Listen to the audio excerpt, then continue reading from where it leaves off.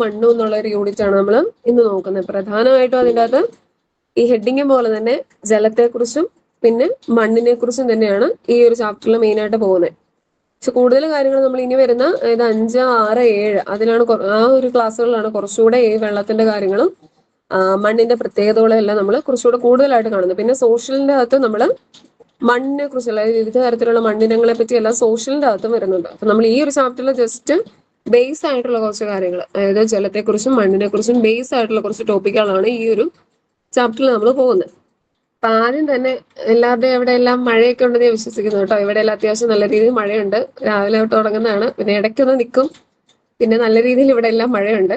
അപ്പൊ ഈ ഒരു ചാപ്റ്റർ തുടങ്ങിയിരിക്കുന്നു നമ്മുടെ മഴ പെയ്തു, പിള്ളേരെല്ലാം കളിക്കുകയായിരുന്നു. മഴ പെയ്തപ്പം തിരിച്ച് വീട്ടിൽ കയറി ഓടിപ്പോകുന്ന ആ ഒരു കാര്യങ്ങളൊക്കെയാണ് ഇവിടെ തന്നിരിക്കുന്നത്. ജസ്റ്റ് ഒരു കവിത പോലെ ഞാനത് വായിച്ചു വിടും കേട്ടോ, കവിതയായിട്ട് പാടുന്നൊന്നുമില്ല. കുട്ടനും കൂട്ടരും കളികൾ തുടങ്ങി, പെട്ടെന്നയ്യ ചെറുമഴ ചാറി, മാനമിരണ്ടു വെള്ളിടി പാറി, കുട്ടനും കൂട്ടരും വീട്ടിലേക്കോടി, ചെറുമഴ പുതുമഴ കലപിലമേളം, ആ മഴ പിന്നെ പെരുമഴയായി, പെരുമഴ മാറി കാർമുകിൽ നീങ്ങി, മണ്ണ് കുളിർത്തു പൂക്കൾ ചിരിച്ചു, കുട്ടൻ കൂട്ടുകാർക്കൊപ്പം കൂടി, ആർത്ത് തിമിർത്തു തക തിമിതോ. ജസ്റ്റ് മഴ പെയ്തു, മിന്നലൊക്കെ ഉണ്ടായി, കുട്ടികളെ കളിച്ചുകൊണ്ടിരിക്കുകയായിരുന്നു. അവര് പെരുമഴയായപ്പോഴത്തേനും തിരിച്ച് വീട്ടിലേക്കെല്ലാം കയറിപ്പോയി. ആ ഒരു ജസ്റ്റ് ആ മഴ എന്നുള്ളൊരു കോൺസെപ്റ്റ് വരാൻ വേണ്ടി ജസ്റ്റ് ആ ഒരു കവിത തന്നിരിക്കുന്നതേ ഉള്ളൂ. അപ്പൊ മഴ പെയ്യുമ്പോൾ നമുക്കറിയാം എന്തൊക്കെ കാര്യങ്ങൾ സംഭവിക്കുന്നുണ്ട്. ഇവിടെ നമ്മുടെ മരം പറയുന്നുണ്ട്, മഴത്തുള്ളികൾ എന്റെ ഇരകളിൽ തട്ടി ചിന്നി ചിതറിക്കുന്നത് കാണാൻ നല്ല രസമായിരുന്നു.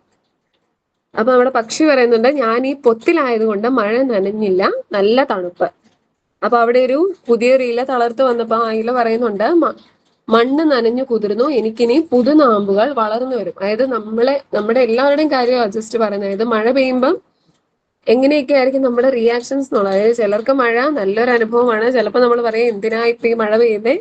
അങ്ങനെ ഓരോ തരത്തിലും, അതായത് ഓരോ സമയത്തും നമ്മൾ പറയും എന്തിനിപ്പൊ മഴ പെയ്തു, അല്ലെങ്കിൽ ഇപ്പൊ നല്ലതായിട്ട് മഴ പെയ്തല്ലോ. അങ്ങനെ ഓരോ ഒരു റിയാക്ഷൻസ്, അതായത് മരത്തിന്റെ ആയിക്കോട്ടെ, സസ്യങ്ങളുടെ ആയിക്കോട്ടെ, മൃഗങ്ങളുടെ ആയിക്കോട്ടെ, എല്ലാവരുടെയും ജസ്റ്റ് മഴ പെയ്യുമ്പോൾ ഉണ്ടാകുന്ന ആ ഒരു അനുഭവങ്ങളാണ് ജസ്റ്റ് ഇൻട്രോ ആയിട്ട് പറഞ്ഞിട്ടുണ്ടെന്നേ ഉള്ളൂ. നമുക്ക് അതൊന്നുമല്ല വേണ്ടത്, ഇനിയുള്ള കുറച്ച് കാര്യങ്ങളാണ് നമുക്ക് പ്രധാനമായിട്ടും വേണ്ടത്.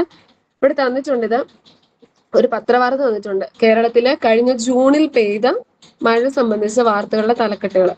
ഒന്നാമത് പറഞ്ഞിരിക്കുന്നത് കോഴിക്കോട് ജില്ലയിൽ കനത്ത മഴ, തിരുവനന്തപുരം ജില്ലയിൽ മഴയിൽ വൻ കുറവ്. ഇപ്പൊ ചില സ്ഥലങ്ങളിൽ നല്ല മഴ പെയ്തു, ചില സ്ഥലങ്ങളിൽ മഴ കുറവ്. ഇപ്പൊ പത്രമൊക്കെ എടുത്ത് നോക്കിയാൽ കാലം തെറ്റി പെയ്ത മഴ എന്നൊക്കെ പറയുന്ന പോലെ ഒരു വലിയ ദുരന്തമൊക്കെ കണ്ട് നമ്മള് കടന്നുപോയ കുറെ ദിവസങ്ങളായിരുന്നു ഇത്. ഇപ്പൊ ഈ ന്യൂസ് ജസ്റ്റ് ആ മഴ പെയ്ത്, അതായത് എത്ര തോതിൽ മഴ പെയ്തു, എവിടെയൊക്കെ മഴ നന്നായിട്ട് പെയ്തിട്ടുണ്ട്, എവിടെയൊക്കെ മഴ കുറവ് പെയ്തു എന്നുള്ള ഒരു കാര്യങ്ങളാണ് ആ ന്യൂസിലൂടെ പറയുന്നത്. അപ്പൊ നമുക്കറിയാം നമ്മുടെ ചുറ്റുപാട് അല്ലെങ്കിൽ നമ്മുടെ പ്രദേശങ്ങളിലേക്ക് എത്രമാത്രം മഴ പെയ്തു, അല്ലെങ്കിൽ എത്ര അളവിൽ മഴ പെയ്തു എന്നറിയാൻ വേണ്ടി എങ്ങനെ കണ്ടെത്താം, അല്ലെങ്കിൽ അതാണ് നമ്മൾ ഇവിടെ പ്രധാനമായിട്ട് നോക്കേണ്ടത്. അതായത് എത്രമാത്രം മഴ പെയ്തു, അല്ലെങ്കിൽ നമ്മുടെ ചുറ്റുപാട് എത്ര അളവിൽ മഴ പെയ്തിട്ടുണ്ട് എന്ന് അറിയുന്നതിന് ഒരു ഉപകരണം ഉണ്ട്. അതാണ് മഴ മാപിനി എന്നുള്ളത്. അതൊന്ന് നോട്ട് ചെയ്ത് പോകണം. അതായത് മഴ അളക്കാനുള്ള ഒരു ഉപകരണം എന്താണ് മഴ മാപിനി എന്നുള്ളത്. മഴ അളക്കാനുള്ള ഒരു ഉപകരണമാണ് മഴ മാപിനി. ഇപ്പൊ ഈ ന്യൂസ് കണ്ടതുകൊണ്ട് തന്നെ ഞാൻ ഇമ്പോർട്ടന്റ് ആയിട്ടുള്ള ഒരു 2 കാര്യങ്ങൾ പറയാണ്. അപ്പൊ നിങ്ങൾ അത് നോട്ട് ചെയ്തോളാം. നമ്മുടെ കേരളത്തില് ഏറ്റവും കൂടുതൽ മഴ ലഭിക്കുന്ന പ്രദേശം ഏതാണെന്നറിയാമോ? നമ്മുടെ കേരളത്തില് ഏറ്റവും കൂടുതൽ മഴ ലഭിക്കുന്ന പ്രദേശം, കേരളത്തിൽ ഏറ്റവും കൂടുതൽ മഴ ലഭിക്കുന്ന പ്രദേശം എന്ന് പറയുന്നത് നേര്യമംഗലമാണ്. അതായത് കേരളത്തില് ഏറ്റവും കൂടുതൽ മഴ ലഭിക്കുന്ന പ്രദേശം നേര്യമംഗലം. ഏത് ജില്ലയാ? എറണാകുളം ജില്ലയിലെ നേര്യമംഗലം. ഞാൻ ഷോർട്ടായിട്ട് എഴുതുന്നത് കേട്ടോ, എന്ന്. എറണാകുളം ജില്ലയിലെ നേര്യമംഗലത്താണ് കേരളത്തില് ഏറ്റവും കൂടുതൽ മഴ ലഭിക്കുന്ന പ്രദേശം എന്ന് പറയുന്നത്. അപ്പൊ നമ്മുടെ കേരളത്തിലെ ചിറാപൂഞ്ചി എന്നൊക്കെ അറിയപ്പെടുന്നത് ഏതാ? നേര്യമംഗലമാണ്. അതായത് എറണാകുളം ജില്ലയിലെ നേര്യമംഗലത്തിലാണ് കേരളത്തിൽ ഏറ്റവും കൂടുതൽ മഴ ലഭിക്കുന്ന പ്രദേശം. അങ്ങനെയാണെങ്കിൽ ഏറ്റവും കുറവോ? കേരളത്തിൽ ഏറ്റവും കുറവ് മഴ ലഭിക്കുന്ന പ്രദേശം ഏതാ? ചിന്നാറാണ് കേട്ടോ. ചിന്നാറാണ് കേരളത്തിൽ ഏറ്റവും കുറവ് മഴ ലഭിക്കുന്ന പ്രദേശം. അത് ഇടുക്കി ജില്ലയിലെ, ഞാൻ ജസ്റ്റ് ഷോർട്ടായിട്ട് ഇടുക്കി കേട്ടോ, ഇടുക്കി ജില്ലയിലെ ചിന്നാർ എന്ന് പറയുന്ന പ്രദേശത്താണ് കേരളത്തില് ഏറ്റവും കുറവ് മഴ ലഭിക്കുന്നത്. ഏറ്റവും കൂടുതൽ നേര്യമംഗലം എറണാകുളം ജില്ലയിലും മഴ ഏറ്റവും കുറവ് ലഭിക്കുന്നത് ചിന്നാർ ഇടുക്കി ജില്ലയിലെ ചിന്നാറുമാണ്. അത് ജസ്റ്റ് ഒന്ന് നോട്ട് ചെയ്ത് പോണേ. നമുക്ക് കേറ്ററ്റിനാണെങ്കിലും ചോദിക്കാവുന്ന ക്വസ്റ്റ്യൻസ് ആണ്. കേരളത്തിൽ ഏറ്റവും കൂടുതൽ മഴ ലഭിക്കുന്നത്, കേരളത്തിൽ ഏറ്റവും കുറവ് മഴ ലഭിക്കുന്ന പ്രദേശങ്ങൾ. കൂടുതൽ നേര്യമംഗലം എറണാകുളത്തും, കുറവ് ചിന്നാർ ഇടുക്കിയും. പിന്നെ നമ്മളിപ്പോ പറഞ്ഞ ഒരു പ്രധാനപ്പെട്ട കാര്യം, നിങ്ങൾക്ക് കിട്ടിയെന്ന് തോന്നുന്നു കേട്ടോ, നേര്യമംഗലം എറണാകുളം നിങ്ങൾ എഴുതിയെന്ന് ഞാൻ വിശ്വസിക്കുകയാണ്. നിങ്ങൾക്ക് കിട്ടിയില്ലോ അല്ലെ? നേര്യമംഗലം എറണാകുളവും ചിന്നാർ ഇടുക്കി എന്നുള്ള ആ ഒരു പേരുകൾ. കുഴപ്പമില്ല, ഞാനിത് കഴിയുമ്പോൾ ഗ്രൂപ്പിൽ ഒന്നുകൂടി ഇടുന്നതായിരിക്കും. ഇനി നമ്മുടെ മഴ അളക്കാനുള്ള ഒരു ഉപകരണത്തിന്റെ പേര് ഞാൻ പറഞ്ഞായിരുന്നു, എന്തായിരുന്നു? മഴമാപിനി. അപ്പൊ മഴമാപിനി ഉപയോഗിച്ചാണ് നമ്മൾ മഴ അളക്കുന്നത്. ഞാൻ അതിന്റെ ഒരു ഫോട്ടോ എടുത്തിട്ടുണ്ട്. ഇതാണ് ആ സാധനം. നോക്കിക്കേ, ഒരു ചെറിയൊരു ചില്ലുകുപ്പി പോലെയുണ്ട്. അതിന്റെ സൈഡിൽ സ്കെയിൽ വെച്ചിട്ട് എത്ര സെന്റിമീറ്റർ വീതം ഉണ്ടെന്ന് അളക്കാവുന്ന രീതിയിൽ അത് മാർക്ക് ചെയ്തിട്ടുണ്ട്. പിന്നെ ഒരു ഫണൽ, ഒരു ചോർപ്പ് പോലെ ഒരു സാധനം വെച്ചിട്ടുണ്ട്, നമ്മുടെ മഴത്തുള്ളികൾ വീഴുന്ന രീതിയിൽ. അപ്പൊ ഓരോ പ്രദേശത്ത് എത്ര മഴ പെയ്തു എന്ന് കൃത്യമായി അളക്കാൻ സാധിക്കും. മഴ അളക്കുന്നതിന് ലളിതമായ ഒരു ഉപകരണം ഉപയോഗിക്കാം. ഈ ഉപകരണമാണ് എന്ത്? മഴമാപിനി. അപ്പൊ മഴ അളക്കുന്നതിനുള്ള ഒരു ഉപകരണമാണ് മഴമാപിനി എന്ന് പറയുന്നത്. ഇനി ഇവിടെ ഈ 3ാം ക്ലാസ് വരെ സംബന്ധിച്ചിടത്തോളം മഴമാപിനിയൊക്കെ ഉണ്ടാക്കാൻ പറഞ്ഞിട്ടുണ്ട്. നമുക്കതൊന്നും ആവശ്യമില്ല. ഇവിടെ ചില്ലുകുപ്പി, ഫണല്, ചോർപ്പ്, സ്കെയിലൊക്കെ വെച്ചിട്ട് ഇവിടെ പിള്ളേർ മഴമാപിനി ഉണ്ടാക്കുന്ന ഒരു പിക്ചറൊക്കെ ഉണ്ട്. നമുക്കതൊന്നും ആവശ്യമില്ല. എല്ലാ ദിവസത്തെയും ഓരോ ദിവസത്തെ മഴയൊക്കെ അളന്ന് തിട്ടപ്പെടുത്താനൊക്കെ പറഞ്ഞിട്ടുണ്ട്. നമുക്കത് വലിയ ആവശ്യമുള്ള കാര്യങ്ങളല്ല. നമ്മൾ ജസ്റ്റ് ആ ഉപകരണത്തിന്റെ പേരൊന്ന് ഓർത്തിരിക്കുക. പിന്നെ ഏറ്റവും കൂടുതൽ മഴ ലഭിക്കുന്ന എവിടെയാണ്, ഏറ്റവും കുറവ് മഴ ലഭിക്കുന്ന എവിടെയാണെന്നും ഒന്ന് ഓർത്തു വെക്കാം.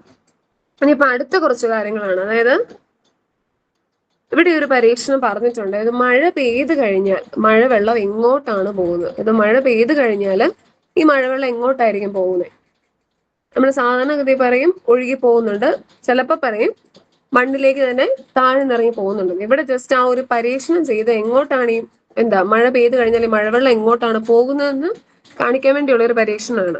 ഒരു ബോട്ടിലില് ഉണങ്ങിയ മണ്ണ് നിറച്ച അടിഭാഗത്ത് ഒരു വശത്ത് ദ്വാരമിട്ട് ഒരു പ്ലാസ്റ്റിക് കുപ്പി, അതായത് ആ ബോട്ടിൽ ചിത്രം 1 കാണിച്ചിരിക്കുന്ന ആ ഒരു ബോട്ടിലിന്റെ അകത്ത് നമ്മുടെ ഉണങ്ങിയ മണ്ണ് ഇട്ടിട്ടുണ്ട്. പിന്നെ അതിന്റെ അടിയിൽ ചെറുതായിട്ടൊരു ഹോളും ഇട്ടിട്ടുണ്ട്. രണ്ടാമത്തെ ചിത്രത്തിൽ എന്തൊക്കെ കാര്യങ്ങളുണ്ട്? പ്ലാസ്റ്റിക് കുപ്പിയുണ്ട്, വെള്ളമുണ്ട്, ഒരു സൂചിയുണ്ട്. നിങ്ങൾ ഇൻസ്റ്റഗ്രാം ഒക്കെ ഉപയോഗിക്കുന്നവരാണ്, ഇപ്പോഴത്തെ ഒരു ട്രെൻഡിങ് ആയിട്ട് ഒരു റീലുണ്ട്, ഒരു കുപ്പിക്കകത്ത് കുറെ തുളയൊക്കെ ഇട്ട് നമ്മൾ ഞെക്കുമ്പോൾ ചുറ്റിപ്പോന്ന് കണ്ടിട്ടില്ലേ? അതുപോലെ മഴ പെയ്ക്കാനാണ് ഇവിടെ പറഞ്ഞത്. അതായത് ആ പ്ലാസ്റ്റിക് കുപ്പിക്കകത്ത് വെള്ളം എടുത്ത് നമ്മൾ സൂചി കൊണ്ട് തുളയിട്ട് ജസ്റ്റ് മഴ പെയ്ക്കുന്ന പോലെ ആക്കിയിട്ട് ആ ഉണങ്ങിയ മണ്ണുള്ള കുപ്പിക്കകത്തോട്ട് ചീറ്റിക്കാനാണ് പറഞ്ഞിരിക്കുന്നത്.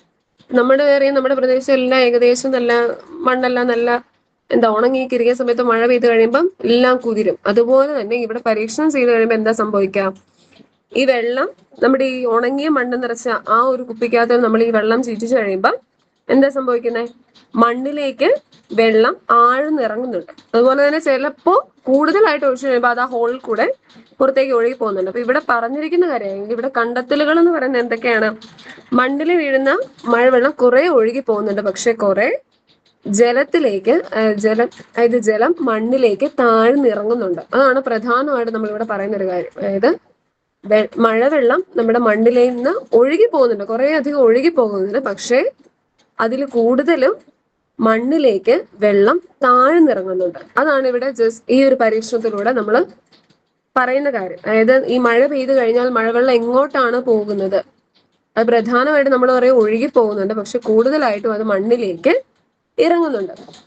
പിന്നെ നമ്മുടെ ജലസ്രോതസ്സുകൾ ഏതൊക്കെയാണെന്നാണ് ഇനി പറയുന്നത്. ഇവിടെ പിള്ളേർ പറയുന്നുണ്ട് എന്റെ വീട്ടിൽ കിണറ്റിലെ നിറയെ വെള്ളമുണ്ട്. വേറൊരാൾ പറയുന്നുണ്ട് എന്റെ വീട്ടിൽ കുഴൽക്കിണറാണ്, അപ്പൊ അതിൽ എന്തേലും വെള്ളം ഉണ്ടെന്ന് അറിയത്തില്ല. വേറൊരാൾ പറയുന്നുണ്ട് തൊടിയിലെ കുളത്തിൽ നിന്നാണ് കൃഷിക്കും വീട്ടിലെ ആവശ്യത്തിനുള്ള ജലം ഞങ്ങൾക്ക് ലഭിക്കുന്നത്. അപ്പൊ നമ്മുടെയൊക്കെ വീടുകളിൽ വെള്ളം ലഭിക്കുന്ന ഓരോ ജലസ്രോതസ്സുകളുണ്ടാണ്. എന്താണ് ഈ ജലസ്രോതസ്സുകൾ എന്ന് പറഞ്ഞാല്?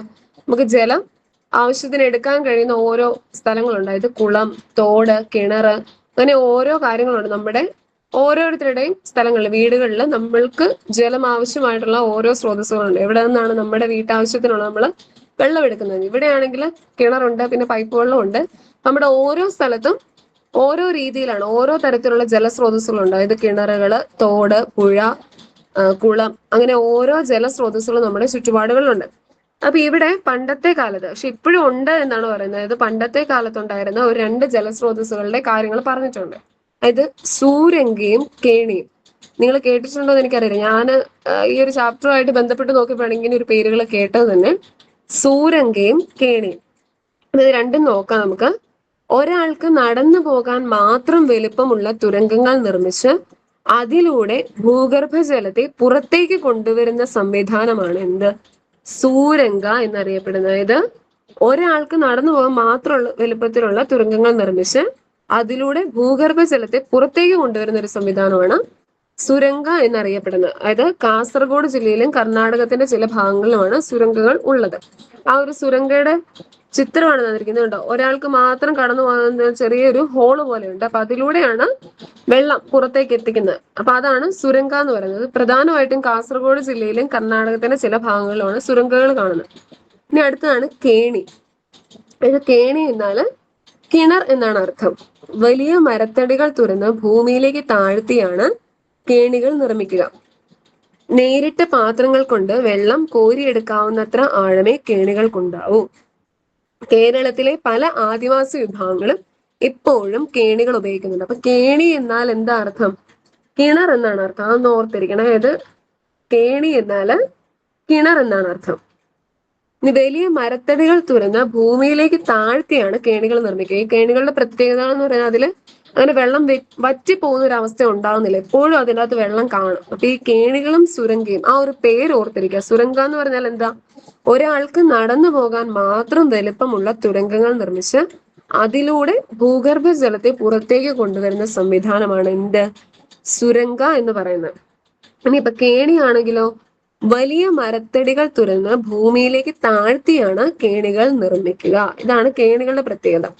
അപ്പൊ ഈ കേണികളും സുരംഗ എന്ന് പറയുന്നത് എന്താണ്? ജലസ്രോതസ്സുകൾ തന്നെയാണ്. നമ്മുടെ നാട്ടില് കുളം, കിണർ, പൈപ്പ് അല്ലെങ്കിൽ തോട്, പുഴ എന്നൊക്കെ പറയുന്ന പോലെ തന്നെയുള്ള ജലസ്രോതസ്സുകളാണ് എന്ത്?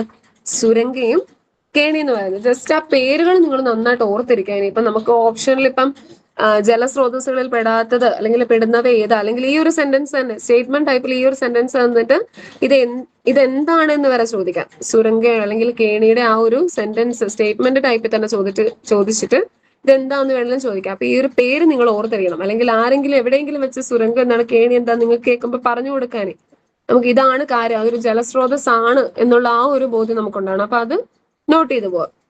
നമ്മൾ പറഞ്ഞു ജലത്തെക്കുറിച്ചാണ് പറഞ്ഞത്, മഴയെക്കുറിച്ച് പറഞ്ഞു. അപ്പൊ നമ്മൾ മഴ അല്ലെങ്കിൽ വെള്ളം എന്നുള്ളത് നമ്മൾ മനുഷ്യർക്ക് മാത്രമുള്ളതല്ല, ഈ ഭൂമിയിലുള്ള എല്ലാ ജീവജാലങ്ങൾക്ക്, സസ്യങ്ങൾക്കും എല്ലാം ആവശ്യമായിട്ടുള്ള ഒന്നാണ്. ഇവിടെ ഒരു ചിത്രത്തിൽ കുറെ മൃഗങ്ങളുടെ ഫോട്ടോസ് കൊടുത്തിട്ടുണ്ട്. അപ്പൊ നമ്മളോട് പറഞ്ഞിരിക്കുന്ന ഇത്രേ ഉള്ളൂ, ഈ ജീവികൾക്കെല്ലാം ജലം കൊണ്ടുള്ള ആവശ്യങ്ങൾ എന്തൊക്കെയാണെന്ന്. അപ്പൊ നമുക്കറിയാം, മീനിനാണെങ്കിൽ നമ്മൾ പറയും മീനിന്റെ താമസ സ്ഥലം അല്ലെങ്കിൽ മീൻ വസിക്കുന്നത് എവിടെയാണ്? വെള്ളത്തിലാണ്. പിന്നെ മീനിന്റെ ആഹാരങ്ങളെല്ലാം തന്നെ വെള്ളത്തിൽ നിന്നാണ് ലഭിക്കുന്നത്. അപ്പൊ മീനിന് ജലം എന്ന് പറഞ്ഞാൽ അത്രയും അത്യാവശ്യമുള്ളൊരു കാര്യം തന്നെയാണ്. ഇനിയിപ്പൊ ആനയാണെങ്കിലോ, നമുക്കറിയാം ഈ പടം കാണുമ്പോൾ തന്നെ അറിയാം ആന എന്തിനാ വെള്ളത്തെ ആശ്രയിക്കുന്നത് അല്ലെങ്കിൽ ജലത്തെ ആശ്രയിക്കുന്നത്? വെള്ളം കുടിക്കാന്, പിന്നെ കുളിക്കാനൊക്കെ ആയിട്ട് ഉപയോഗിക്കുന്നു. പിന്നെ ബാക്കിയുള്ള മൃഗങ്ങളാണെങ്കിലോ, കൊക്കൊക്കെ ആണെങ്കിൽ വെള്ളത്തിൽ നിന്ന് അവരുടെ ആഹാരം, അതായത് മീനിനെയൊക്കെ പിടിക്കുന്ന ആ വെള്ളത്തിൽ നിന്നാണ്. അതുപോലെ തന്നെ കുടിക്കാനൊക്കെ ഉപയോഗിക്കുന്നു. ബാക്കി മൃഗങ്ങള് കുളിക്കാന്, കുടിക്കാന്. പിന്നെ മുതലയൊക്കെ ആണെങ്കിൽ അതിന്റെ താമസ സ്ഥലം ഒരു മുക്കാൽ സമയം അത് വെള്ളത്തിലാണ്, പിന്നെ കരയിലേക്കും അത് കയറുന്നുണ്ട്. അപ്പൊ അങ്ങനെ ഓരോ ജീവികൾക്കും ജലം കൊണ്ട് വളരെയധികം ആവശ്യങ്ങളുണ്ട്. അല്ലെങ്കിൽ അവരുടെ വാസസ്ഥലത്തിനായിട്ട് കുടിക്കാന്, കുളിക്കാന്, അങ്ങനെ പലവിധ ആവശ്യങ്ങള് ഓരോ ജീവികൾക്കും ഉണ്ട്. ഇപ്പൊ ജീവികൾക്ക് മാത്രമല്ല, നമ്മൾ മനുഷ്യർക്കാണെങ്കിലോ എന്തൊക്കെ തരത്തില്, അതായത് നമ്മൾ എന്തെല്ലാം ആവശ്യങ്ങൾക്ക് വേണ്ടിയാണ് ജലം ഉപയോഗിക്കുന്നത്? നമ്മുടെ ഡേ ടു ഡേ ലൈഫില് എന്തൊക്കെ കാര്യങ്ങൾക്ക് വേണ്ടി നമ്മൾ ജലം ഉപയോഗിക്കുന്നത്? കുളിക്കാന്, കുടിക്കാന്, നമ്മുടെ പ്രാഥമിക ആവശ്യങ്ങൾക്ക്, തുണി അലക്കാന്, പിന്നെ പാത്രം കഴുകാന്, കൃഷി ആവശ്യങ്ങൾക്ക്, വാഹനങ്ങൾ കഴുകാൻ, അങ്ങനെ ജലം നമ്മുടെ നിത്യജീവിതത്തിലെ ഏറ്റവും പ്രധാനപ്പെട്ട ഒരു ഘടകമാണ് ജലം. അപ്പൊ നാം എന്തെല്ലാം ആവശ്യങ്ങൾക്കാണ് ജലം ഉപയോഗിക്കുന്നത്? ഞാൻ പറഞ്ഞു കുറെ കാര്യങ്ങൾ, എല്ലാം ജസ്റ്റ് ഇത് കോൺസെപ്റ്റ് ആയിട്ട് പറഞ്ഞു പോകുന്ന കുറെ കാര്യങ്ങളാണ്. നമുക്ക് ഇങ്ങനെയാണ് എന്തിനൊക്കെ ഉപയോഗിക്കുന്നു എന്ന് പറഞ്ഞ അങ്ങനെ ഒരു സിമ്പിൾ ടൈപ്പ് ക്വസ്റ്റ്യൻസ് ഒന്നും കേട്ടിട്ടും ചോദിക്കില്ല. ഈ പാഠവുമായിട്ട് ബന്ധപ്പെട്ട കുറെ ബേസിക് കോൺസെപ്റ്റ് ആയതുകൊണ്ട് മാത്രം അത് ജസ്റ്റ് പറഞ്ഞു പോകുന്നുള്ളൂ കേട്ടോ. ഈ പറയുന്നത് ആവശ്യത്തിന് ജലം ലഭിക്കാതായാൽ മനുഷ്യർക്കും മറ്റ് ജീവജാലങ്ങൾക്കും എന്തെല്ലാം സംഭവിക്കും ചർച്ച ചെയ്ത് നോക്കൂ. ഈ ഒരു ഫോട്ടോ കണ്ടാൽ തന്നെ നമുക്കറിയാം. അപ്പം ജലമില്ലാത്ത ആ ഒരു അവസ്ഥ നോക്കിയേ, ഇലകളൊന്നും കാണാനില്ല. അതായത് മരത്തിലെ ഇലകളെല്ലാം ഉണങ്ങിപ്പോയിട്ടുണ്ട്. പിന്നെ നിലമെല്ലാമോ എല്ലാം വറ്റി വരണ്ട് കിടക്കുകയാണ്. നമ്മുടെ പച്ചപ്പ് ഒന്നും കാണാനില്ല. അപ്പൊ കുടിവെള്ളത്തിന് പ്രയാസം വരും. പിന്നെ ഇപ്പോഴും നമ്മുടെ കേരളത്തിലൊക്കെ ആണെങ്കിലും അല്ലെങ്കിൽ പുറത്തോട്ടൊക്കെ ഇറങ്ങുമ്പോൾ കുടിവെള്ളത്തിന് പ്രയാസപ്പെടുന്ന കുറെ സ്ഥലങ്ങൾ ഇപ്പോഴും ഉണ്ട്. ഇപ്പൊ ഈ ആലപ്പുഴയൊക്കെ എടുക്കുവാണെങ്കിൽ ചുറ്റും വെള്ളമാണ്, പക്ഷെ കുടിവെള്ളത്തിന് അവര് നല്ല രീതിയിൽ പ്രയാസപ്പെടുന്നുണ്ട്. കാരണം മൊത്തം കായലും ഇതെല്ലാം ഉപ്പുവെള്ളമാണ് കൂടുതലും.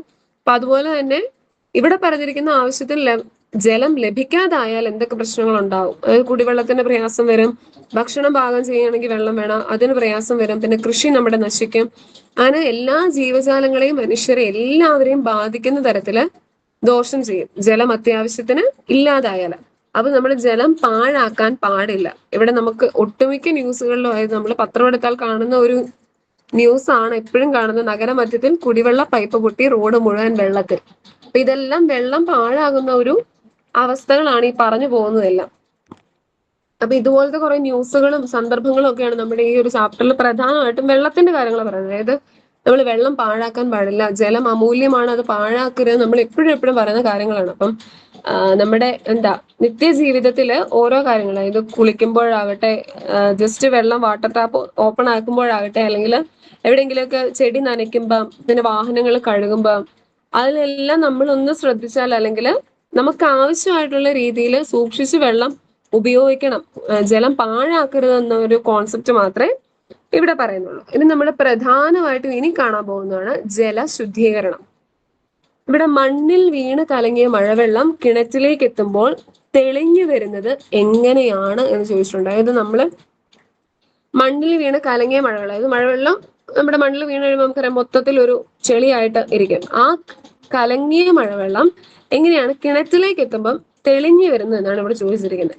അപ്പൊ ഇവിടെ തന്നെ കൃത്യമായിട്ട് പറഞ്ഞിട്ടുണ്ട്. അതായത് മഴവെള്ളത്തിന്റെ ഒരു ഭാഗം മണ്ണിലൂടെ താഴേക്ക് അരിച്ചിറങ്ങുന്നു. ഇത് ഉറവയായി കിണറ്റിലും മറ്റു ജലസ്രോതസ്സുകളിലും എത്തിച്ചേരുന്നു.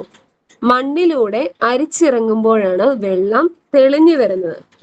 ഇതാണ് പ്രധാനമായിട്ട് നോക്കേണ്ടത്. മണ്ണിലൂടെ അരിച്ചിറങ്ങുമ്പോഴാണ് വെള്ളം തെളിഞ്ഞു വരുന്നത്. ഇത് മഴവെള്ളത്തിന്റെ ഒരു ഭാഗം നമ്മൾ പറഞ്ഞായിരുന്നു മുമ്പേ, ആ ഒരു പരീക്ഷണത്തിന്റെ കാര്യം പറഞ്ഞായിരുന്നു. കുറെ ജലം എന്താണ് ഒഴുകി പോകുന്നുണ്ട്, ബാക്കിയുള്ള കുറേയോ മണ്ണിലേക്ക് താഴ്ന്നിറങ്ങുന്നുണ്ട്. അപ്പൊ ഈ മണ്ണിലൂടെ താഴേക്ക് അരിച്ചിറങ്ങുന്നു. ഇത് ഉറവയായിട്ട് കിണറ്റിലും മറ്റു ജലസ്രോതസ്സുകളിലും എത്തിച്ചേരുന്നുണ്ട്. മണ്ണിലൂടെ അരിച്ചിറങ്ങുമ്പോഴാണ് വെള്ളം തെളിഞ്ഞു വരുന്നത്. അപ്പം മണ്ണിലൂടെ എന്ത് ചെയ്യുമ്പോഴായത് അരിച്ചിറങ്ങുമ്പോഴാണ് വെള്ളം തെളിഞ്ഞ് നമ്മുടെ കിണറ്റിലെല്ലാം കാണപ്പെടുന്നത്. അതായത് മാലിന്യങ്ങൾ മണ്ണിൽ തടഞ്ഞു നിന്നിട്ട് അത് താഴേക്ക് പോകുന്തോറും വെള്ളം തെളിഞ്ഞു വരുന്നുണ്ട്. ഇത് മാലിന്യങ്ങൾ മണ്ണിൽ ഇങ്ങനെ അടിഞ്ഞു കിടക്കും, അത് അരിച്ചരിച്ചിറങ്ങുന്നതനുസരിച്ച് വെള്ളം തെളിഞ്ഞു വരുന്നുണ്ട്. നമ്മൾ മുച്ചട്ടിയരിപ്പ പരീക്ഷണം, അതായത് പരീക്ഷണമൊക്കെ നടത്താറുണ്ട്. നമ്മുടെ ഈ 3-ാം ക്ലാസ്സിൽ അതുമായിട്ട് ബേസ് ചെയ്ത് മുച്ചട്ടിയരിപ്പ എന്ന് പറയുന്നില്ല, പക്ഷെ പഴയ നമ്മുടെ ടെക്സ്റ്റ് ബുക്കിൽ മുച്ചട്ടിയരിപ്പയുടെ ആ ചിത്രവും ഇതെല്ലാം കാണിച്ചു തന്നതാണ് ഇതിൻ്റെ അകത്തുള്ളത്. ഈ പുതിയ ടെക്സ്റ്റ് ബുക്ക് മാറിയപ്പോൾ അത് മുച്ചട്ടിയരിപ്പ എന്നുള്ള ഒരു കോൺസെപ്റ്റ്, അതേ കോൺസെപ്റ്റ് വെച്ചുകൊണ്ട് തന്നെ ജസ്റ്റ് ചിരട്ടകൾ മാത്രം എടുത്ത് ഒരു പരീക്ഷണമൊക്കെ ചെയ്യുന്നുണ്ട്. എങ്ങനെയാണ് ഈ വെള്ളം തെളിഞ്ഞു വരുന്നതെന്ന് കാണിക്കാൻ വേണ്ടി. നമ്മളിനി 6-ാം ക്ലാസ്സിലെ ടോപ്പിക്കുകളിലേക്കൊക്കെ വരുമ്പോൾ നമ്മൾ ഈ തെളിയിക്കൽ, അരിക്കല്, ആ ഒരു കോൺസെപ്റ്റിനെ കുറിച്ചൊക്കെ ഡീറ്റെയിൽ ആയിട്ട് പഠിക്കുന്നുണ്ട്. ഇവിടെ ജസ്റ്റ് വെള്ളം, അതായത് മണ്ണിൽ നിന്ന് അരിച്ചിറങ്ങുമ്പോഴത്തേനും വെള്ളം തെളിഞ്ഞു വരുന്നു, ആ ഒരു കോൺസെപ്റ്റ് നമ്മൾ ഈ 3-ാം ക്ലാസ്സിൽ പഠിക്കുന്നുള്ളൂ. നമ്മൾ ഈ ചാക്രിക ആരോഹണ രീതി, സ്പൈറലിംഗ് മെത്തേഡിൽ പോകുന്നതുകൊണ്ടാണ് ഇത് ആദ്യം ഈ 3-ാം ക്ലാസ്സിൽ ജസ്റ്റ് തെളിഞ്ഞു വരുന്നു, വെള്ളം തെളിഞ്ഞു വരുന്നു എന്നുള്ള ആ ഒരു കോൺസെപ്റ്റിൽ എത്തുന്നു. പിന്നെ 4, 5, 6ലേക്കൊക്കെ വരുമ്പോഴാണ് ഏതൊക്കെ പ്രോസസ്സിലൂടെയാണ് കടന്നു പോകുന്നത് നമ്മൾ നോക്കുന്നത്. ഇനി അടുത്ത ഇതിന്റെ ആ ഒരു പരീക്ഷണം ഞാനിപ്പോ പറഞ്ഞത് കലക്ക വെള്ളത്തെ തെളിനീരാക്കാം എന്നുള്ളത്. ഇതാണ് നമ്മൾ ആ മുച്ചട്ടിയരിപ്പ പരീക്ഷണം ആയിട്ട് ചെയ്യുന്ന കാര്യങ്ങൾ. അതായത് ഇവിടെ തന്നിട്ടുണ്ട്, അതായത് 3 ചിരട്ടകൾ എടുക്കുന്നു, ഓരോന്നിലും ദ്വാരം ഇടുക, ദ്വാരമിട്ട ഭാഗത്ത് പഞ്ഞോ തുണിയോ വെക്കുക. ഒന്നാമത്തേതില് ചരല്, രണ്ടാമത്തേതില് മണല്, മൂന്നാമത്തേതില് ചിരട്ടക്കരി എന്നിവ ഓരോ ചിരട്ടകളിലായി നിറയ്ക്കുക. ഒരു ഗ്ലാസിന് മുകളിൽ ചിത്രത്തിൽ കാണുന്ന പോലെ ക്രമീകരിക്കാം. ഇനി മുകളിലെ ചിരട്ടയിൽ കലങ്ങിയ വെള്ളം ഒഴിച്ചു നോക്കൂ, എന്താണ് കണ്ടെത്തിയത്? അതായത് നമ്മൾ ആദ്യത്തെ ചിരട്ടയില് ചരലിട്ടു, രണ്ടാമത്തെ ചിരട്ടയില് മണലിട്ടു, മൂന്നാമത്തേല് ചിരട്ടക്കരി ഇട്ടു. എന്നിട്ട് നമ്മൾ കുറച്ച് കലങ്ങിയ വെള്ളം ആ മേളത്തെ ചിരട്ടയിൽ നമ്മൾ ഒഴിച്ചു വിടുവാണ്. അപ്പൊ എന്തായിരിക്കും താഴത്തെ ഗ്ലാസ്സിൽ എത്തുന്നത്? ഇവിടെ ഈ പടത്തിൽ തന്നെ കൊടുത്തിട്ടുണ്ട്. താഴത്തെ നമ്മൾ കലങ്ങിയ വെള്ളമാണ് ഒഴിച്ചത്, പക്ഷെ താഴെ ഗ്ലാസ്സിലേക്ക് എത്തിയപ്പോൾ അത് എന്തായി?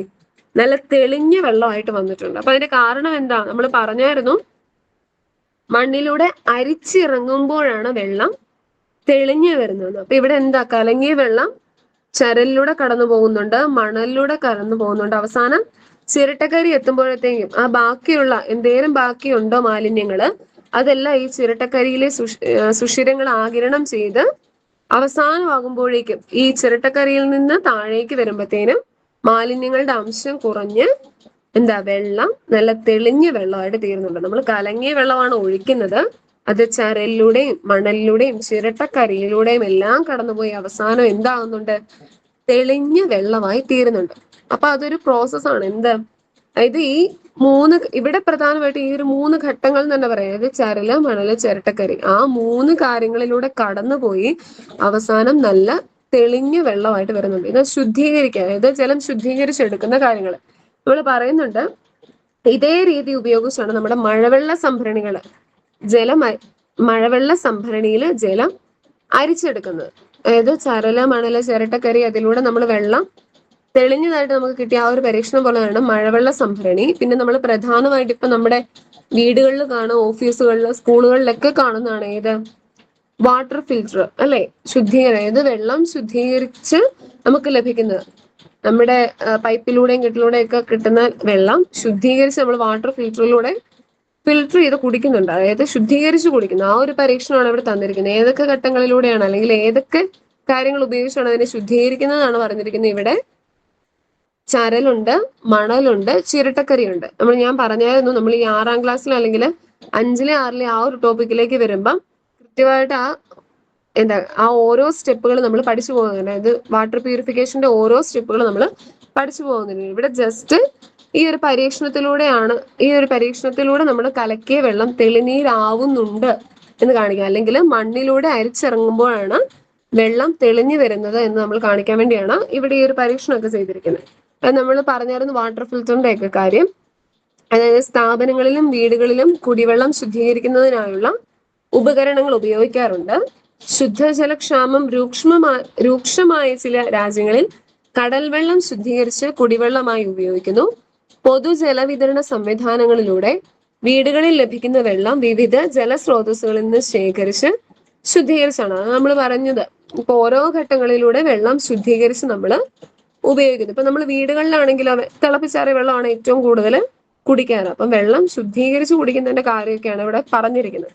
നമ്മൾ ഈ ഒരു ചാപ്റ്ററിൽ നമ്മൾ തുടങ്ങിയപ്പോൾ തന്നെ അതിന്റെ ഹെഡിങ് പറഞ്ഞായിരുന്നു ജലവും മണ്ണും. അപ്പൊ ഇത്രയും ഭാഗം കടന്നു പോയപ്പോൾ തന്നെ നമ്മൾ കൂടുതലും ജലത്തെ പറ്റിയാണ് പറഞ്ഞത്. മണ്ണിനെ കുറിച്ച് നമ്മൾ പറഞ്ഞായിരുന്നു. മണ്ണിലൂടെ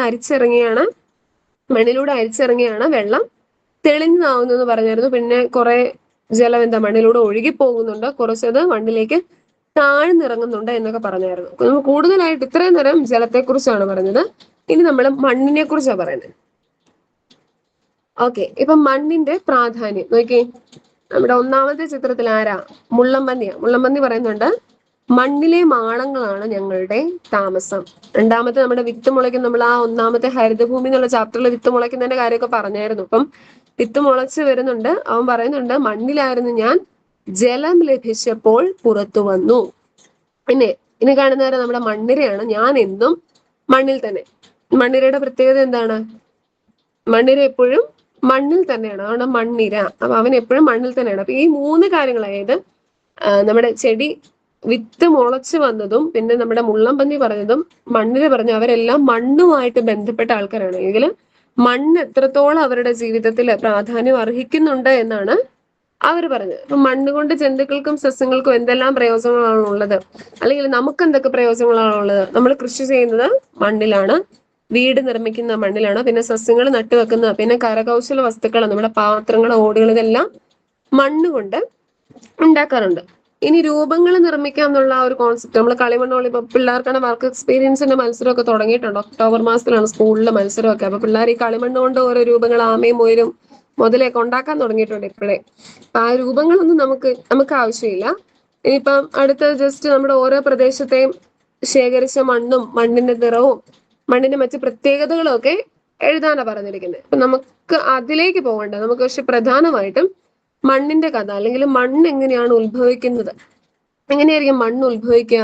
നമ്മൾ പറയും നമ്മുടെ വലിയ പാറകളൊക്കെ പൊടിഞ്ഞ് ഈ നമ്മുടെ ഓരോ കാലാവസ്ഥ മാറ്റങ്ങളുണ്ട്. മഴയുണ്ട്, തണുപ്പുണ്ട്, ചൂടുണ്ട്.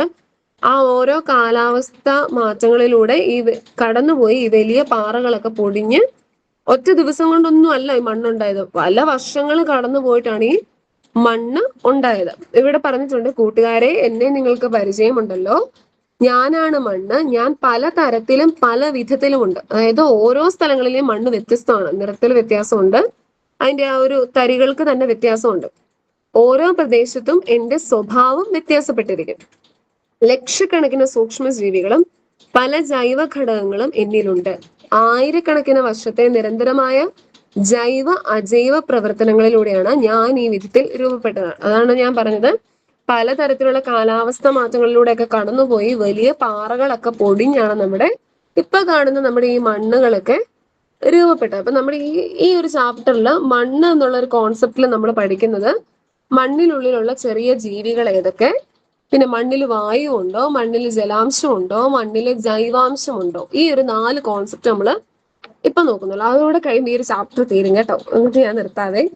ഓക്കെ, ഇനി മണ്ണിനുള്ളിൽ എന്തെല്ലാം എന്നാ നോക്കുന്നത്. അവിടെ നമ്മളൊരു കൊച്ചു ലെൻസ് ഒക്കെ വെച്ചിട്ട് കാര്യമായിട്ട് നോക്കുന്നുണ്ട്. എന്തൊക്കെ ജീവികൾ നമ്മുടെ മണ്ണിലുള്ള കുഞ്ഞു കുഞ്ഞു കുറേ ജീവികളുണ്ട്. എന്തൊക്കെയുണ്ട്? ഉറുമ്പുണ്ട്.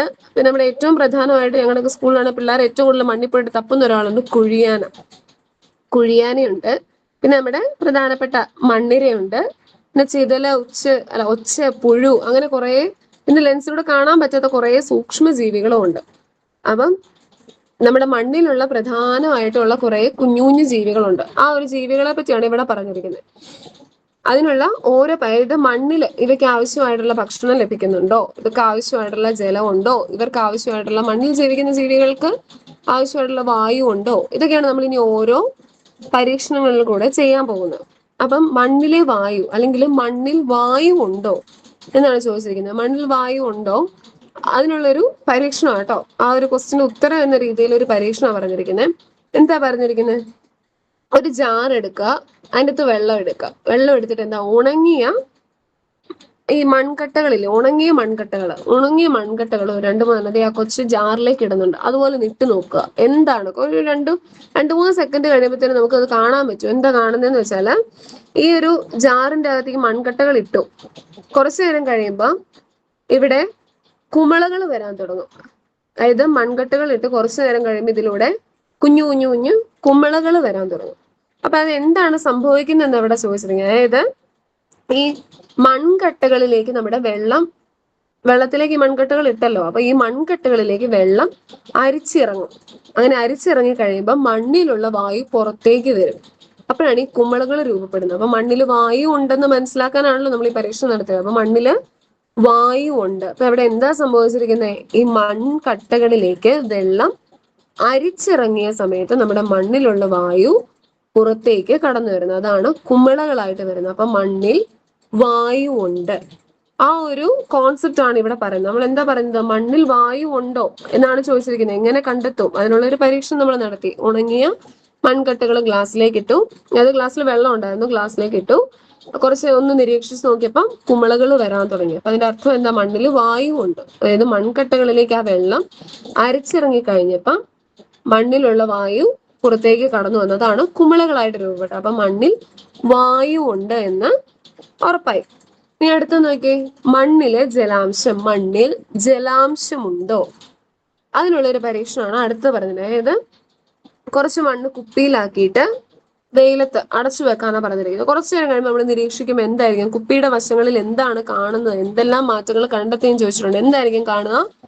അത് നമ്മൾ ആ വെയിലത്ത്, അതായത് കുറച്ച് നമ്മുടെ ഉദ്യാനത്തിലെ പൂന്തോട്ടത്തിലെ കുറച്ച് മണ്ണെടുത്ത് നമ്മൾ കുപ്പിക്കകത്താക്കി അടച്ച് വെയിലത്ത് വെച്ചിട്ടുണ്ട്.